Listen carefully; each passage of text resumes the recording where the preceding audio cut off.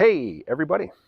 Yesterday, I put out a video talking about the question, what positions will the red and blue tribe take on questions surrounding AI?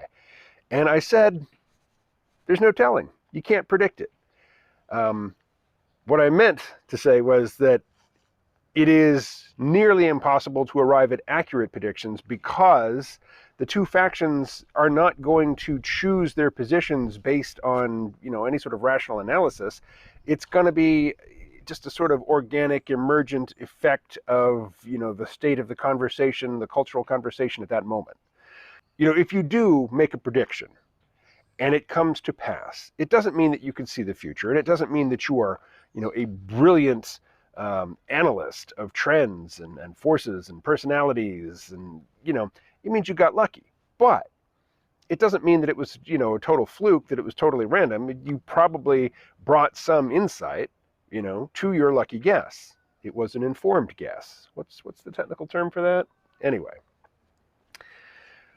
I say all this just to recap yesterday's video. You can't predict what positions the red and blue tribe are going to take because they don't. The positions they take are not the results of some rational, rigorous analysis. It's just what bubbles up in the culture at the time and what sticks, basically. But you can still make predictions. So I'm sort of previewing the final comment that I'm going to share with you. But before we get there, here's one from Parker. Parker is a stalwart consumer of my YouTube content and a reliable provider of good feedback, and Parker writes, I think that many of the red/blue takes on AI will be about the effects of people using it and will have other terms rather than just AI. AI is going to help some people do the things they want to do better and faster. The question is, what are those people trying to do? Are they trying to make the world a better place? Are they trying to scam people out of their money? There will be all kinds of positive, negative, and neutral things resulting from this, and we just don't know how these things will crystallize in the political messaging machines. Every industry right now is looking at AI and asking themselves, how can we use this AI and how might it be a threat? Those people will then start working to use AI, or they will start to try and mitigate the threat. What I like about this is that, yeah, we can't predict, much less dictate, what terms people will be using in the future. We're thinking about it in terms of AI right now, but I'm very, very sympathetic to the point of view that all of the large language model stuff that does seem to be, generating and manifesting some very impressive, seemingly cognitive abilities, that it might hit a wall pretty soon. It probably won't scale up into artificial general intelligence. And that a few years from now, we'll be looking back and sort of, hiding our faces in shame at the fact that we were even calling this stuff artificial intelligence. I don't necessarily subscribe to that view, but I'm sympathetic to it. The phone, if you're wondering about that noise,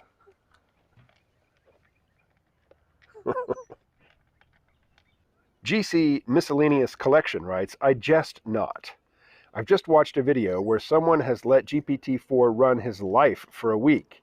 He had great nights out, ate lots of pizza, drank lots of Coke, kept fit, and, well, just imagine the rest for 25 years old American male. So sad. So sad.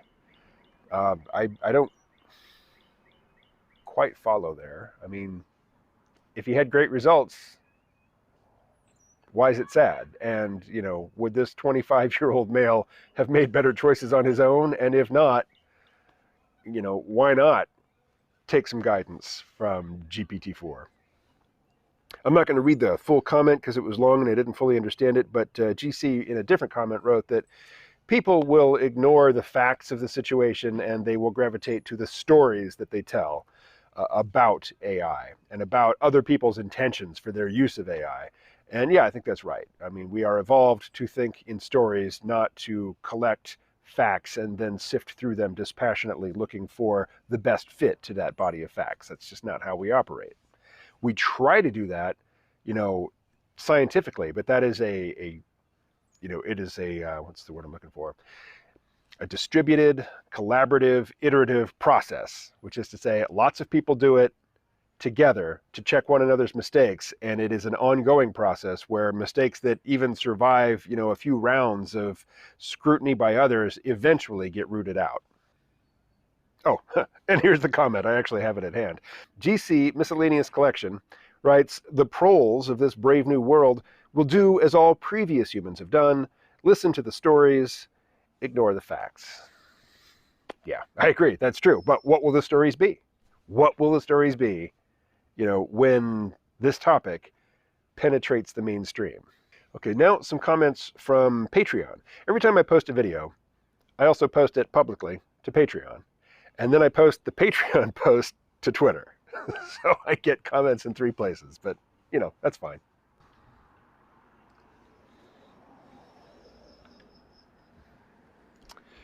Dog and cat. Cat is annoyed by dog, but not really afraid of dog. And they both sleep in my room at night. So Gus writes, I'll stick with an optimistic prediction that for quite a while, AI, and I agree with the air quotes, or scare quotes, will basically hang around exploring the parlor trick of coming up with the next probabilistic token, word, or pixel without going anywhere near AGI. And while there are definitely going to be more and more interesting applications of this, it's not pure snake oil like blockchain that some people wasted years on. I suspect, I didn't screenshot the whole comment. What do you suspect, Gus?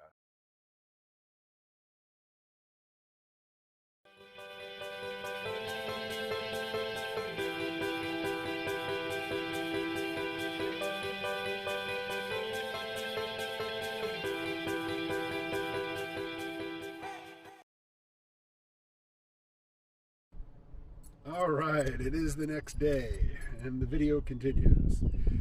So, from Kevin, who I recently hung out with in person in Santa Fe, New Mexico, he commented as follows. Kevin writes, I'm only partway through the video, but I want to confirm that this is a good analysis. The future response to tech issues, such as AI, will likely resemble the response to COVID, as you say. And it's not that much of a stretch, like you say, to imagine that the red/blue tribe positions might have flipped.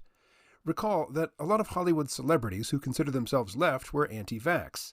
The left has always had a nature granola sect that distrusts science. The left could also have taken Charles Eisenstein's more nuanced position.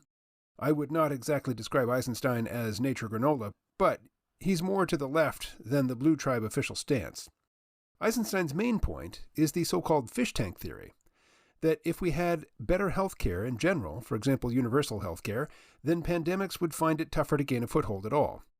For that, of course, Eisenstein became a blue tribe target and Goldstein, so to speak. In part because blue tribe chieftains like Biden are tightly bound to the for-profit healthcare system. But all you have to do is think back to the topic of renewable energy, how Carter put solar panels on the White House and Reagan promptly tore them down. Renewable energy is, of course, thought of today as a strict blue tribe dogma, but it didn't have to be that way. Red tribers, of course, raised the issue of dependence on foreign oil from dictators, in accordance with their own red logic. Periodically, when it's politically convenient, before being gagged by big oil money just like the blue tribe, and renewable energy is certainly amenable to the decentralization and privatization of energy that the red tribe would like to see. But at this point, renewable energy is tarred with the blue label and rejected reflexively by the red tribe. I can't help but think that the reason these tribal positions could easily flip and then settle the way they settle basically comes down to political marketing in the early phases of the so-called Gartner hype cycle of technology. And marketing, especially political marketing, has little or nothing to do with science and facts. In the early stages of a technology, when the hype is getting going and inflating rapidly in order to compete for funding, few facts are even known about the new technology, and its implications are murky or completely unconsidered. That early stage is the same time that political junkies want to claim or reject the new technology as belonging to one side or another. All right, well, Kevin was basically agreeing with me and expanding on my points, so of course, brilliant! Excellent commentary. I don't really have a lot to add, but thank you. Now, Rick follows up with, can the current way political narratives and the positions they support are created, propagated, and maintained have any hope of surviving the AI hard takeoff? Even the past week sees more advance. So this is a short comment / question, but it's one that I think is pretty important. I listened to most of the conversation between Lex Friedman and Eliezer Yudkowsky, who is an arch doomer when it comes to AI. And it seems like a hard takeoff scenario is plausible. I don't see big companies and governments and, big money players coming together and agreeing on safety standards and, agreeing to a moratorium on new AI models or new AI products. I just don't see that happening. And if the capabilities of the current large language models continue to improve, with plugins to other types of software, or, the large language models having the ability to query other types of software, which have capabilities that the language models don't, and if humans get into the act, and add their creativity to the process and create new applications, for the large language models and the other tools that those models invoke, progress could accelerate and things could get really weird. I think something that Eliezer Yudkowsky came back to time and again in the conversation with Lex Friedman was, we really need to slow down. If we were to hit some sort of technical snag, which caused progress to come to a screeching halt, that would be the best possible news. Otherwise, AGI is going to eat our lunch. I don't think a hard takeoff is avoidable unless it turns out that these large language models are showing, the impressive gains they're showing are sort of illusory and also limited in their ability to scale up. If the growth and capabilities hits a brick wall sometime in the near future and no new paradigm immediately presents itself to continue, the progress, to continue the rapid expansion of the capabilities of AI systems, I kind of think we're screwed. But if we do hit some, new bottleneck or some new substantial obstacle that slows down progress, that's really our only hope, I think. I mean, clearly, thinking about the future is hard. Predicting the future is even harder. But to me, it seems that, that the language models, the large language models, if they are overhyped, if their potential does not live up to the initial hype, which, typically, following the Gartner hype cycle, as Kevin mentioned, the initial hype is way out of proportion to what actually, to the eventual plateau of productivity. And, let's just hope that that's the case with these LLMs, because otherwise it's hard takeoff city, baby, and we'll never know what hit us. It could still turn out great. I mean, they could be really, beneficent machine overlords and provide us with a luxurious habitat at the zoo to inhabit. But, you can't count on it. And finally, Liam writes, no predicting? Come on, let me try. Tribe A, AI is a tool to oppress all non-white folks. Tribe B, AI is how Biden will send us to the FEMA camps. Tribe C, AI will make lots of money for us. Therefore, only the Amish and fools want us to hit the brakes. Yay to Liam. Liam, another person that I know IRL. He lives in Vermont, and he's been on my radio show, on my podcast, and we've shot videos together down at the Fact TV studio in Bellows Falls, Vermont. As I was mentioning at the beginning of the video, actually I was thinking about this comment from Liam, it's impossible. It is impossible to know the future. But, you can guess, and your guess can be right, and that your guess being right isn't necessarily just a function of dumb luck. We make educated guesses. And I think Liam's guesses here as to, what the various tribal positions on AI will be is a pretty good one.